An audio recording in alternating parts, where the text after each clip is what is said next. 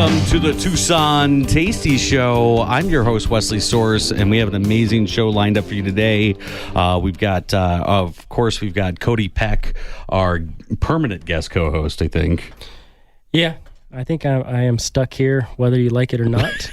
I wouldn't invite you if I didn't like you, Cody. We also have Joshua, our consulting chef, in for tips and tricks with Chef Joshua. And then we're actually going to get to talk to one of the best pizza places in Tucson, and that's Rocco's Pizza. I'm biased maybe, but that's what I grew up with, eating in Tucson. So here we go. Well, I think we should let everyone know that you have a history with Chicago. Let's not forget about it, okay? The Tucson Tasty Show is brought to you by Kiki Rogers of Country Financial Insurance, Ferrero Premium Beef, Novus Vita, Mafia Kitchen, Your Financial Guy, Cody Peck, Network Outdoors, Local First Arizona, Arizona Hatters, and Allegra Marketing, Print, and Mail. Don't forget to subscribe and share. You can check us out live on YouTube or Facebook, and that's the Tucson Tasty Show. It'll pop up, and if you have a question, call into the studio and listen to us or ask us live at 520-790-2040. That's 520-790-2040, and maybe Rocco will give us the secret recipe to the sauce. Sure. Yes. Beautiful. We will get the sauce today. So, Joshua, good to see you, Chef. Good afternoon. How you doing? Doing all right. A little wet. Yeah. What do we got for the tips and tricks for the kitchen today? So what I want to talk about today is like food waste. Yes. So I have a question, though, for everybody. When you guys go to Costco or Fry's or Walmart, stuff like that, do you guys get the rotisserie chicken there? No. Every time. Man, especially with my kids, they just want to grab it, so I get it every now and then. So what do you do with the bones when you get done? You just throw it away? Stock. See? Well, he's already on it. That's exactly what I was going to talk about. I turn the chicken into like 3 or 4 bags of different kind of meat. Shred it up a little bit. Shred it up a little bit, and then the bones go in the freezer for next time I make stock. So do the similar thing. Is like, do you roast your bones afterwards? Like after you take it from the freezer? I'm way too lazy for that, but no, that's a great idea. Yeah, I do that just to get a little bit more of a little flavor in there, a little in depth. Same thing whenever most of the restaurants that if you go to, they have like a dozen different vegetables, right? And what you want to do is you want to use these vegetables in more than one dish. You don't want to just be like, oh, this is the only dish that we use the red onion in. Let's use it for all these extra things. So, I mean, I was at this one restaurant where I was working at. They have mushrooms, and they would only use the button top, the top parts of the mushrooms. So they had all these stems and stuff like that. Wow. So at the end of the night, I'll come home with like a big bag of mushroom bottoms. Do you know what you could do with those mushrooms? You can make a lot of some of the best food, like, I don't know, beef Wellington, maybe? Throw it in some risotto. Risotto. Right. That's still mushrooms, guys. Yeah, I know. And there's nothing, I mean, there's no other flavor difference than the top and the bottom. It's just, they want the top to look almost pretty. The same. Yeah. Yeah. Well, especially if you're going to blend it up or something like that, or you like he was talking about cooking it into a stock, because that's what I end up doing. Is like I just go ahead and make a vegetable stock and then freeze that later. Yep. But or like he was talking about, just go ahead and freeze it right from the start. So it's always a good thing. Tasty. One of my favorite things after Thanksgiving with the turkey is taking the turkey bones and some of the leftover stuff and making kind of a stock, and then also like a turkey soup with it. Absolutely. Yeah. Like a little white chicken chili. I did one with turkey a while back because sometimes it's just me and my kids most of the time. So I got a big old turkey. Got to have to use something. Turkey enchiladas. Oh yeah. Stuff like that. Oh, Thanksgiving's one of our favorites. We do turkey pot pie. But we do it in a giant cast iron skillet that's has enamel on it. It's traditional, and it's the only time that I ever get turkey pot pie because producer Tina hates turkey pot pie. So sure, I want to do a pizza pot pie. Ooh. Well, isn't that just called a cannoli? No, it's like where actually make it like the crust is on top, so it's like the pie shells. So it's like almost like a reverse pizza. So you take the You take your little upside down pizza. There's actually there are a couple places that do that. There's a place up in Chicago. It's like Chicago Grinder and Pub or something like that. That's where I saw it from. Chicago Grinder Company. Years ago. And they use brick cheese too. It's a really interesting. I've eaten there numerous times. It's a crazy place, and there's no other place like it. Is it pizza? I don't know what it is, but it's delicious. Upside down pizza, but highly edible. Yeah.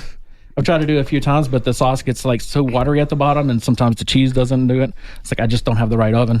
So a good stock, you bring up a very good point. You can use that stock for almost anything. And if you go into the kitchens, professional kitchens, you always have stock on hand, and they're always making stock. In fact, I know somebody that's introducing some fish into the market, and a lot of the restaurants want the fish gutted and gilled, but they want the whole fish. They want the head, they want the bones, they want everything, so that they can do that fish stock, and then they can do so many different things with that fish stock. They can reduce it down.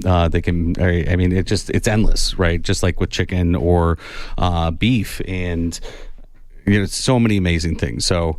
I agree with you 100%. Waste is, you can produce waste quite a bit, right? And then what you're not using, you can grind up and put in your garden and let your plants have at it. A little compost, yeah. If you got chickens, then it just gets turned into eggs, Yeah, another thing with the some of the stock, like you let it cook a little bit longer, then you get what's like Japanese, like tanaksu. I always say that word wrong, but it's basically the bone broth of it. And it gives a nice little clear, not clear, but it's like a cloudy broth, but it's so delicious whenever you do it right. Right. Sometimes it takes a little bit of time.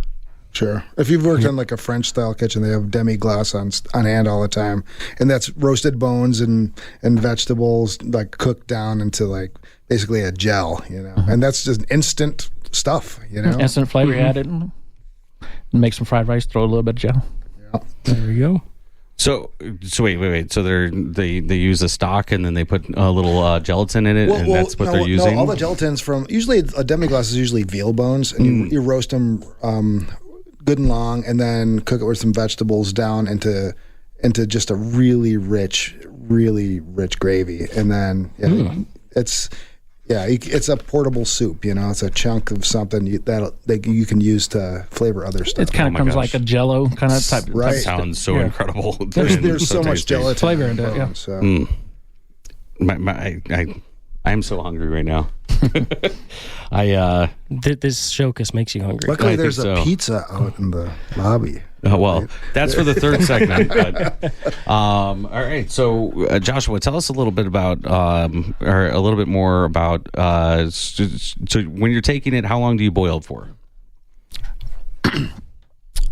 So usually, all depends on how much flavor and stuff you're wanting to go.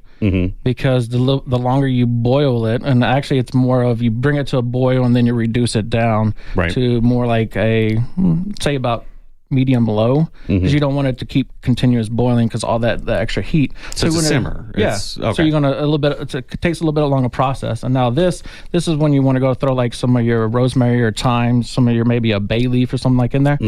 But it's always better to use more of a fresh thing instead of like your dried ingredients, because dried ingredients actually do have a lifespan on it. Most of the time, you go home, but like, hey, that's been sitting on there a year or 2 years. You got a big old thing of garlic powder or something, but the problem is like you have to use more and more just to get that garlic flavor to just have something more of a fresh garlic instead. He's like, you could just use that.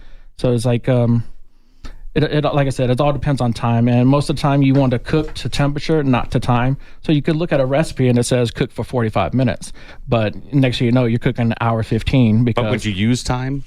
I mean the spice, the time. Yeah, that's the time. Yeah, time. I'm sorry, I couldn't. That was like low hanging fruit. I apologize. But I mean, it all depends on what flavors you're trying to get in there. Because if you're going to roast the bones in there, and you want a more of a darker thing, you can throw like diced up carrots, onions, celery into your pan that you're also roasting with. So some of that extra broth get in there, and you can take a little bit of what they call a brown stock, which is actually you use a little bit of tomato, like tomato paste, get into the skillet and stuff like that, and then you slowly add your water into it. So then it's not you don't get that little. All the chunks of tomato end up getting away because of the paste and stuff. But You get all the extra little bits and stuff. And then, of course, what you're going to want to do is after a while, you start seeing a white foam appear on top. You just take a little skimmer and you skim that stuff off. You don't want that into your soup. Mm. Yeah, that'll just boil into it and be little weird little chunks in there. So most of the time, everybody's shooting for like you want that clear stock in there. Oh yeah. Right. That's funny about the fish stock. Is like, go ahead. So what is one stock that you always have in your kitchen? Well, at work we throw our raw chicken wings through the oven with a little pan of water, like on a sheet pan, just to par cook them. That way, get some of the moisture out of them and stuff. So we have basically this really light chicken stock all the time. So we just boil that down with some vegetable scraps and turn it into a good chicken broth. That's what all our soups that aren't vegetable soups are based on. Okay. So, and it's easy, and you could do that with like the bones from your Costco chicken and stuff too. Fair enough. So would you always have chicken stock on hand at your house as well then? Yeah, Chef Joshua? that's mostly the one that I usually use. I mean, Got it. a lot of people in the Tucson area, vegan, so you could just do a vegetable thing instead. Yeah, and if you're making vegetable stock, you don't have to usually cook it nearly as long as extracting the gelatin out of the bones and stuff. Like usually 20 minutes is enough to get a light stock, but that'll add some flavor to any soup. All the vegetables softened up, so enough where you can... Right, yeah. As long as if you can smash it with a fork, it's done. Fair enough. Well, I'm Wesley Source, your host of the Tucson Tasty Show. We'll be right back with more of, with Cody of Network Outdoors and Rocco and Joshua. If you want to hang out, we'll talk more with you. And thank you to our amazing sponsors, Kiki Rogers of Country Financial Insurance, Vera Premium Beef, Novus Vita, Mafia Kitchen, your financial guy, Cody Peck, Network Outdoors, Local First Arizona, Arizona Hatters, and Allegra Marketing, Print, and Mail. Stay tasty, Tucson. Welcome back to the Tucson Tasty Show. I'm your host, Wesley Source, and we're having a great show today. It's rainy outside. It's kind of nice and sleepy, but we're having a blast here at the studio. So don't forget to check us out on YouTube at the Tasty Show 520. And if you want to check us out on Facebook, you can also do that at the Tucson Tasty Show. You can actually make comments, and we'll put them right up on the screen. Don't forget to like or follow, friend, share, subscribe, and repeat. Did I miss one? Yeah, we'll take it all. Okay. Even the dislikes. The little arrow thing, just hit that. It does things. Yes, you hit that arrow and stay updated. And if you miss out on that, or if you just want a good old website, go to thetastyshow.com and stay up to date. Don't forget to sign up for our email subscription, and we'll make sure to get those events out to you. And we do coffee with the Tasty Show every week on Friday.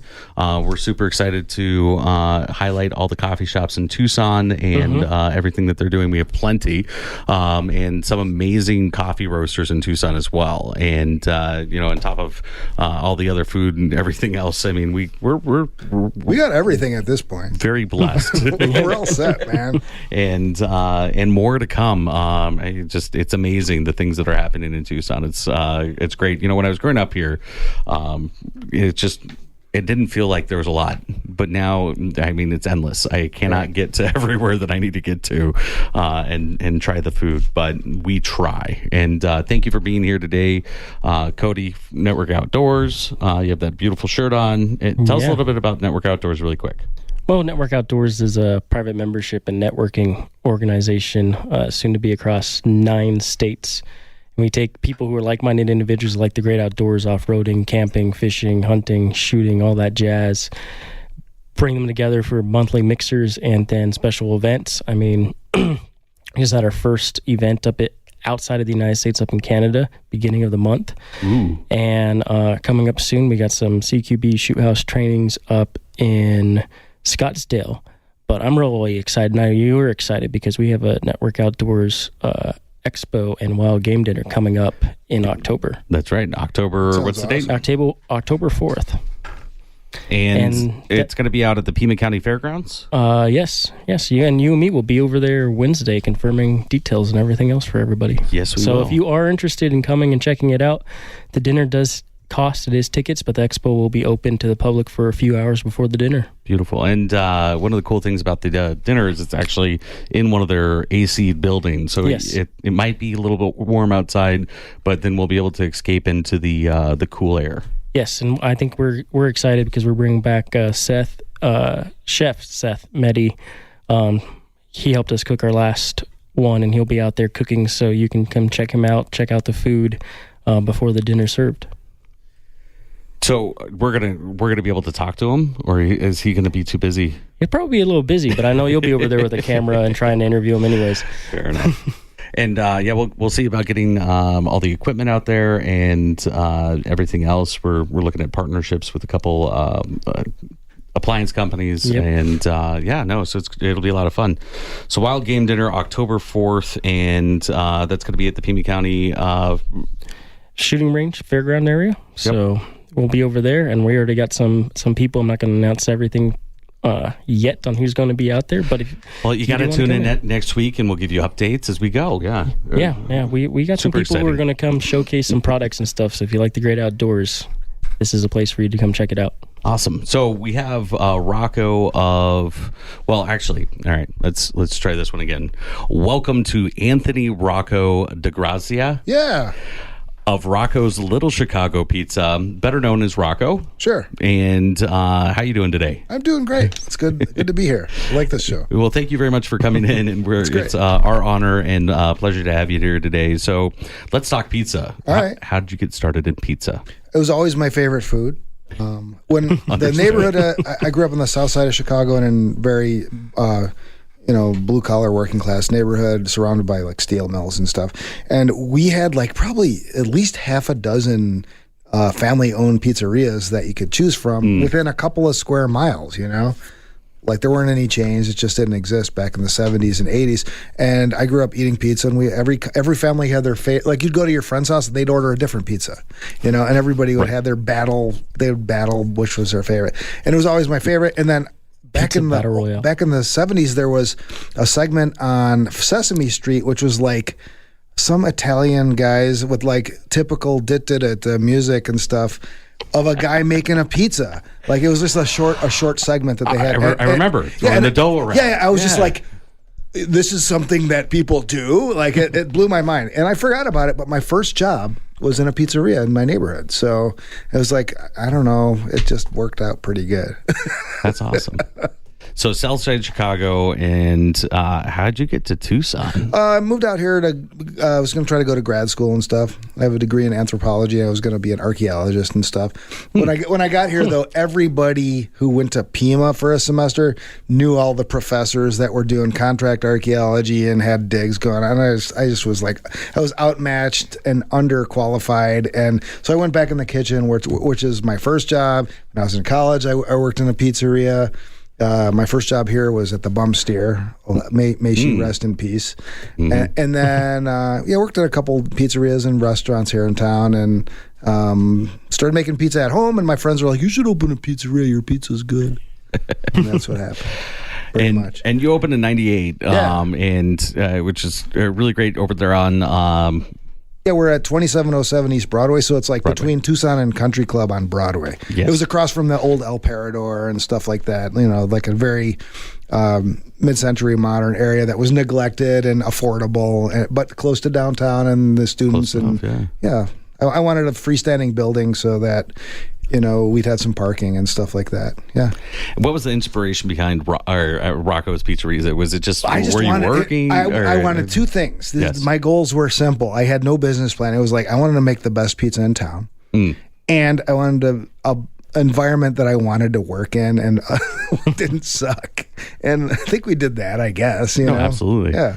Every time I go in there, I mean, it's a happy atmosphere. You have employees that have worked for you for decades. Yes. Yeah, and seriously. I mean, loyalty is a big thing. So, and that's what I love seeing when I go into restaurants. When I see a lot of turnover, there's obviously something going on. And suspect with any business. Yeah, but the last couple of years were definitely an outlier, just because like everybody had turnover. It didn't matter if you were the best place on earth. But yeah, like realistically, we have way lower than the national average at turnovers, which is great.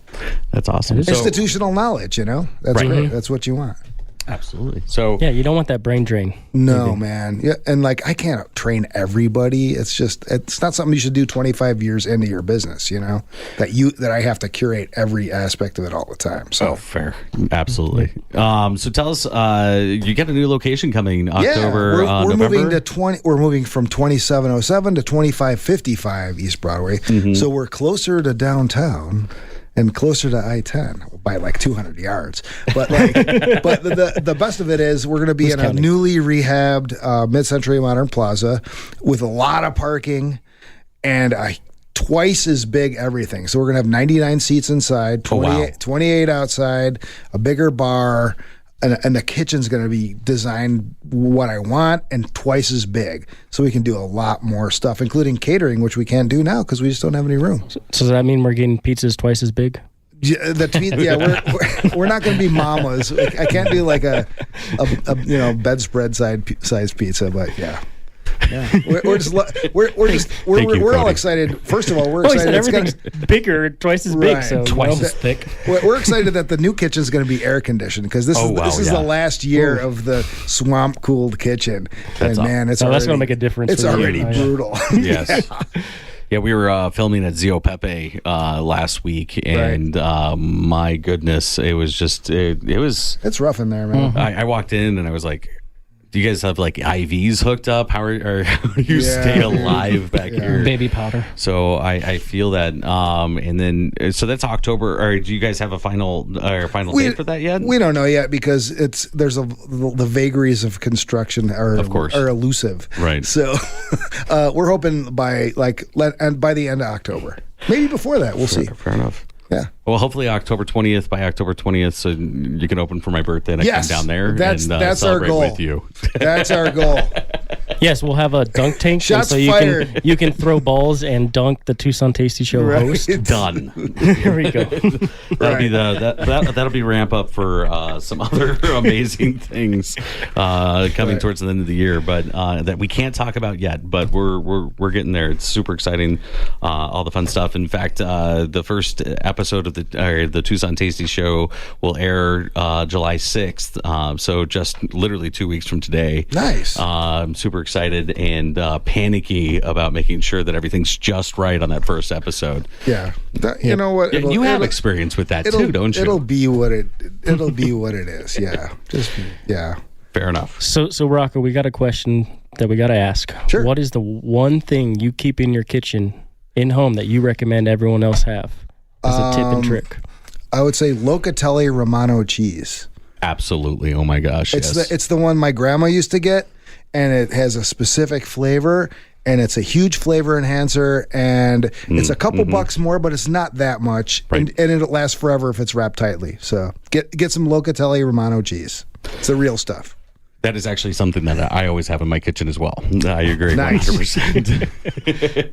I'm going to have to try this cheese. I'm Wesley Source, your host of the Tucson Tasty Show. We'll be right back with Tasty Bites with the Tucson Tasty Show. And thank you to our amazing sponsors, Kiki Rogers of Country Financial Insurance, Vera Premium Beef, Mafia Kitchen, Your Financial Guy, Cody Peck, Network Outdoors, Local First Arizona, Arizona Hatters, and Allegra Marketing Print and Mail. Stay tasty, Tucson. Welcome back to the Tucson Tasty Show. I'm your host, Wesley Source, and we're about to dive into one of my favorite pizzas with Rocco of Rocco's Little Chicago Pizzeria. And we have Cody Peck here from Network Outdoors. Thank you for being my guest co-host, permanent guest co-host. And we have Kiki Rogers of Kiki's Keys, or Kiki Rogers of Country Financial Insurance. Absolutely. Hi, guys. Hey, thanks for jumping in today. Oh, I'm so happy to be back. Yes, so this is my favorite segment on the Tucson Tasty Show because we get to talk about the food. We get to dive into some of the food and really taste and explain what we're tasting to the listeners so that they can come and try it out. Sure. Yeah, we got a comment here. Okay. Real quick question. What is the best pizza in Tucson? That's like saying what's the best taco in Tucson. Yeah, you can't say that. Well, I'd say the best pizza is the Rocco's. best pizza's right here, It's right in front here. of us. Rocco's. It's like exactly the pizza in front of you. right now, if Yes. it's still warm and it's not from a national chain, There's- is the best pizza. In There you Tucson. go. There are some amazing pizzas being made, and we've had Bailey's. We had We had Zio Pepe's in Zio here. Pepe. Zio Pepe's Last week great. we had That- Patrick. Patrick was in here once he gets his food truck back up and running. Yeah, Nice. yeah. Yeah, he had a good pizza when he was doing his location. Cool. But I agree. The best And- pizza, the pizza is right in front of you, Right. ready to be eaten. Like we just picked up 2 pizzas from Empire last night after the show. You did that. Yeah, it's Empire is amazing. We got the they are elote good, too. pizza. The elotes, Oh my if you've been drinking the elote pizza, and even if you haven't been, but especially The tikka I would- Marcella, I or would say- Marcella pizza, or their tikka Marcella's really oh my good, too. gosh, that one's so good. Yeah. What I want to know from Minnesota is, We do had you an- have any pizza in town that has sauerkraut? no, we don't. No. I don't think Sauerkraut. anybody. You know, Sauerkraut. Empire That's Pizza a would be the Minnesota guy thing. to talk to about Right. that. I Empire think Pizza. we had it like we did a pizza of the month. We do every month, and one of them had like bratwurst and sauerkraut on it. But that was years ago, Oh, in yeah. in like a mustard glaze That's or great something. stuff right It was there. So tell us, what is the pizza of the month? Pizza of the month right now is our most popular, best-selling pizza of the month of all time, which is based on the Taco Upson from Tacos Upson on South 12th. Oh. So it's carne asada, which we marinate and grill in-house, grilled mushrooms, bacon, and green chilies. And then I have a chiltepín salsa that we serve with it, too. So it's basically a tub of cheese with taco ingredients on it. It- Kind of like the heart attack deep dish. That you Yeah, it's, Yeah, no. yeah, it's there's no pizza sauce and stuff, but yeah, it's going on our permanent menu at the new location, and when we have more room to grill carne asada, it's getting smoky back there these days. But yeah, I can but that's imagine. really good, and we sell a lot of them. So. Yes, I can imagine. They're yeah. So what did you bring us in? I brought this. If I see this on a ticket, I'll go out to the table and say, what part of Chicago you from? And I'm 92% of the time I'm right. So this is I'll put it on the camera thing, I guess you would say. This is a large, thin sausage pizza. And this is what 90% of, or I think 80% of the pizzas consumed within Chicago city limits are large, thin pizzas, and most of them are just plain sausage. My or goodness. sausage Are and those sausage or meatballs? That's huge.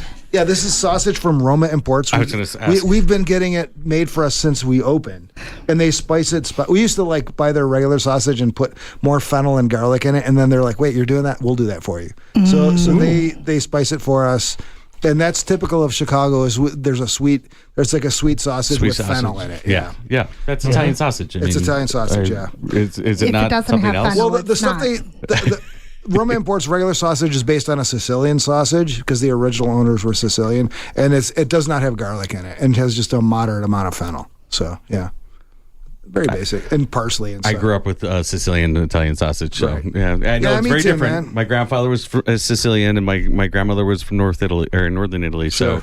So naturally, they got divorced. But at the end of the day, yeah, we had some very different. I think Right. it was over the food, really. But What part of Sicily? Because my grandpa's from Sicily too. I have it written down. I mean, Okay, cool. it's this long name. Right. It's a little village, and the family still owns the family house. Oh, that's so awesome, Yeah, dude. and Awesome. we've got to go back and visit Gotta them. go. But yeah, Right. Yeah, but So- Tasty and also Show this is Abroad the coming out cannolis. 2027. the canola, the Tasty Show Abroad, Yeah, discovering go for it, dude. Sicily. No, wait, somebody did that already. Discovering Italy. No, But what I'm noticing is we'll it's skip over nice, James May. thin crust, Yeah. but it's cut into squares. It's cut in squares. That's the way to Midwestern do way. it. Like It it's is. not just Chicago. It's everywhere, basically west of the Allegheny Mountains all the way to St. Louis. That's what in Minnesota they cut it in In squares too. Minnesota, yes. In Wisconsin, in Detroit's Well, an Detroit's outlier. its own thing. well, let's dig into this before All we right, have cool. to. yes, yes, serve us It may up. have cooled off a little, but cold. You know what? If it's Cold not pizza's good when it's good, too. cold, it's bad pizza. Oh, absolutely agree. Yeah. absolutely agree. That's If you why- can't eat it the next morning, Right. Well, while we're getting this divvied up, do you make your your pizza dough in house? Oh yeah, we have two kinds. Actually, we have a different dough for our deep dish than our thin pizza. Okay. Yeah, the deep dish pizza dough is a lot shorter, which means there's a lot more fat in it. So Okay. so it's flakier when it cooks. And this is your basic. This is basically like every other pizza dough, and it's just the way we cook it is a little different and stuff like that. It's like it adds up. Here we all go. All the little things add up. Of course they do. Guys, And Give me another plate. what is your take on it, Cody? You've gotten the first bite. What do you think? This sausage is definitely does not hold back on it. The taste of this is definitely a great Italian sausage on this pizza. cool. And It's I'm saving these for me. I only get to eat these. This is the best piece on the corner. pizza. The corners. These are the ones that don't make it to your house because you eat them while you're on the way home. So Yeah, they're if you know what you're talking about, yeah. I love Now- you have a nice light sauce to it, where then the toppings and the cheese really play in. The sauce doesn't take over, Right. but they balance very well. Right, and our sauce, like Chicago sauce, is a lot higher spice than there's some New York pizzerias where it's like we use really great tomatoes, also sea salt, and that they're like let's just, and then the rest of it's just the oven. It's like and the dough, right?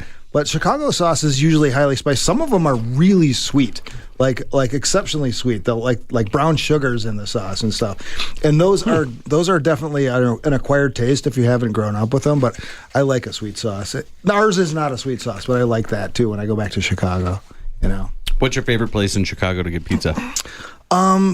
I don't know, man. The old place in my neighborhood closed recently and has reopened, so I'll have to see if that's as good as it used to be. But I just tried new places, and I always try to get thin crust. Last time I was there, I finally got to Pequod's, which I hadn't had since I was like 20.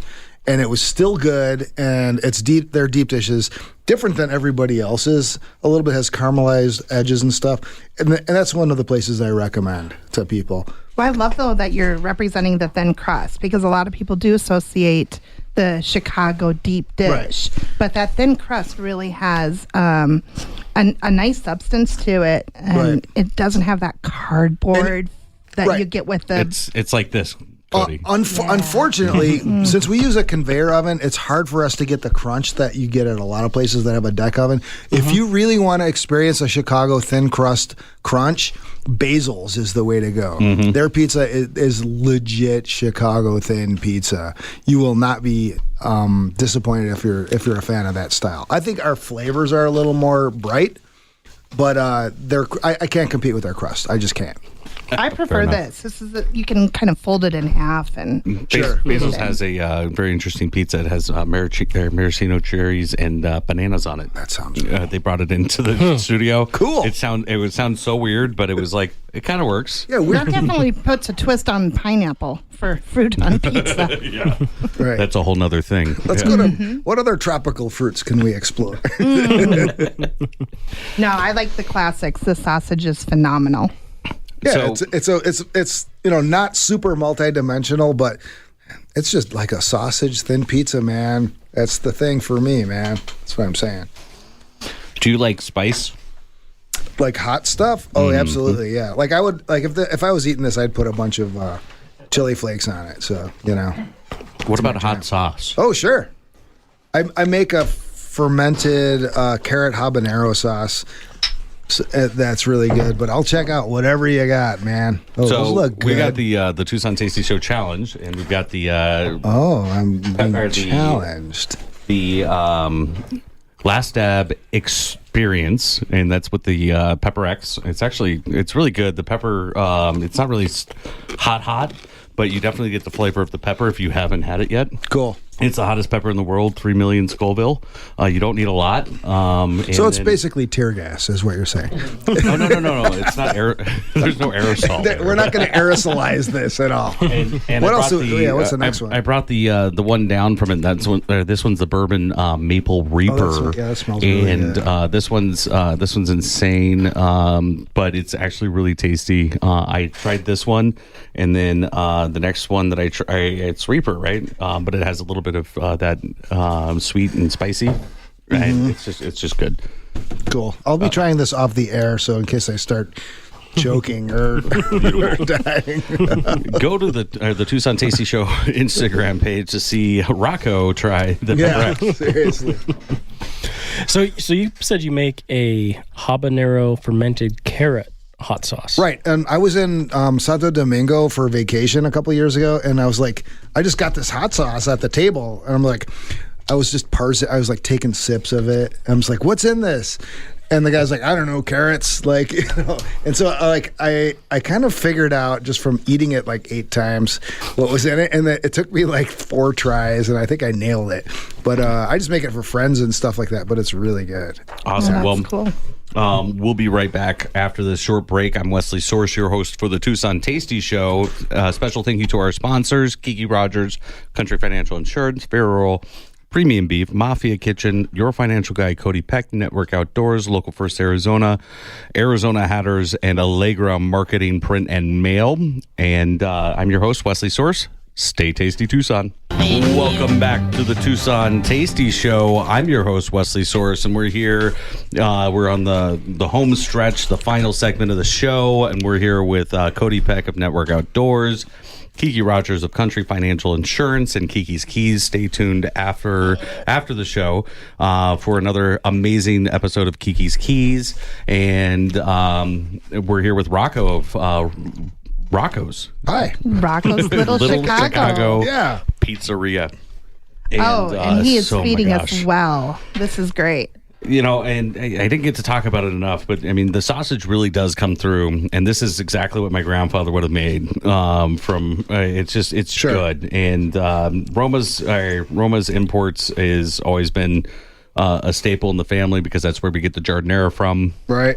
Do you make your own giardiniera? No, I get it from our distributor is Greco from Chicago, and I get their brand, and it's the right thing. Yeah, Yeah, absolutely. It's not messing around. It's tasty and it's spicy. And Right. Well, I love how you said you have the extra fennel and garlic added into that sausage, but it's not overbearing. No, it still tastes like just a good quality sausage. It really does. You don't want it to taste like licorice. That's no fun. Cody, you're quiet over there. You're just enjoying that pizza. I'm just eating some more slices of pizza over here. That's enjoying great. it. Cool, yeah. What'd you think of the bourbon hot sauce? It's good. I think I've had it before with you. I don't know. You've given me so many hot sauces. We have 60. I think we counted 60. Wow. And then we just got 3 more because we thought we canceled the subscription to Hot Ones. And 3 more showed up. So I was like, I don't know what to even do with all these hot sauces. I think in the pandemic, a lot of people were like, and I can make hot sauce. Yeah, absolutely. And it's just like proliferated overnight. There's some really amazing stuff happening with hot sauces, though. I mean, it was Tabasco or Or Tapatio, Cholula. or Durkee's Red Devil, or Trappy's Red Devil. There's half a dozen of. but it's all like a repeat of the same hot sauce almost. Sure. And now we're spoiled with hot sauce because they have so many complex flavors, and that's what I like about the pepper or the Last Stab experience. It doesn't just burn your mouth out. You get the flavor from the pepper, and then you get all those different things, Like a lot of all the overtones and stuff, yeah. And same with this maple Reaper. I mean, it's spicy, but it's not burn your mouth out spicy like Right. Like an aardvark, the really hot aardvark. It was like. That's another one that I cried. My eyeballs sweated. I don't cry. There's a difference between just being hot for the sake of being hot and actually having flavor. That's no fun. That's Right. no fun. Making it you can make something as hot as the Scoville units of the pepper, and that's just you're just squeezing pepper juice, Right. Yeah. The distilled capsaicin. I have all the respect for the people that work with that stuff, but oh my gosh. Yeah, that's not the point. No. You want to enhance the flavor of whatever food you're eating. So what do you have that's coming up next that we can support you with? I don't know. Well, this move is going to be great, but in the meantime, we're still pretty busy, and we stay busy in the summer until September, October, or until like late August, September, when everybody's just completely over the summer and starts staying in their house, and That's when the heat gets into your bones. it gets into your bones, and then and everybody. you can't get cool. Yeah, and everybody's already spent all their money getting clothes for their kids for school. It's just like the back to school thing's disruptive too. So everybody slows down that time of the year, but we do pretty well in the summer, I'm just glad to be on the show and glad. No, thank you so much for coming in. I'm glad that Tucson has supported my business for so long. I mean, look, frankly, it's I have one trick. This is it. Thanks for liking it, guys.